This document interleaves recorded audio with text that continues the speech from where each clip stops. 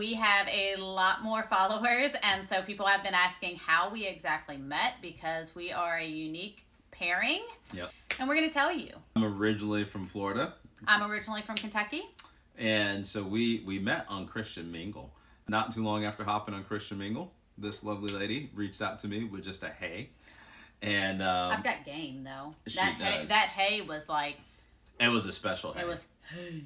Yeah. Yeah, it was like that. I had 6 boys, so I was divorced with 6 sons and didn't have a whole lot of time to invest in a relationship. Mm-hmm. So I didn't really know what I was looking for in that. And then Tony had 1 daughter. A single father with 1 daughter who was 15 at the time. Mm-hmm. I was looking for something long term. I was ultimately looking for a wife. We started chatting a little bit after that, and there was obviously a connection. So I'd never been to Kentucky, imagine that. Decided, let's go on up there and see what Kentucky's like. So spent 24 hours there and came home and said, being from Florida and the city here. And she is awesome. She is awesome. But the place where she lived was so foreign to what I was used to. So it just wasn't the right fit for me. But we're still talking every day, chatting every day. I FaceTimed her and she ignored me.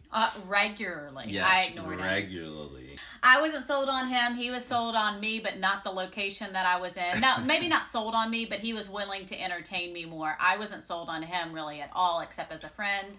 But that was okay. But he wasn't sold on my location. I wasn't particularly sold on his location either. So it was like, oh man, we're just going to be great friends with a quirky sense of humor. Yep.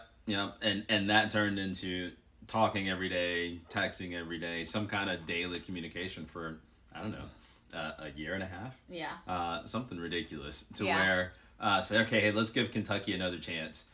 Went back up to Kentucky again. There was clearly a connection. I just jumped to clearly a connection, and then both of us really felt like we needed to advance the relationship a little bit. We really felt like this was it, and God was in it. So we made the move. So, I was a single father, like I mentioned, at the time. And as I was looking at the prospect of being an empty nester, I really like being a dad. And I really like being a dad to younger kids. So I wanted to have more kids. I just didn't have anybody to have them with. And I didn't know exactly how that was going to happen. So when God connected us, he brought me someone who had 6 kids. And I also wanted a boy, and lo and behold, there were 6 boys. Woo-woo! Winning. Yeah. So to recap, so we met in 2017 on Christian Mingle, a dating app. We did not become official, date each other, anything like that until February of 2019.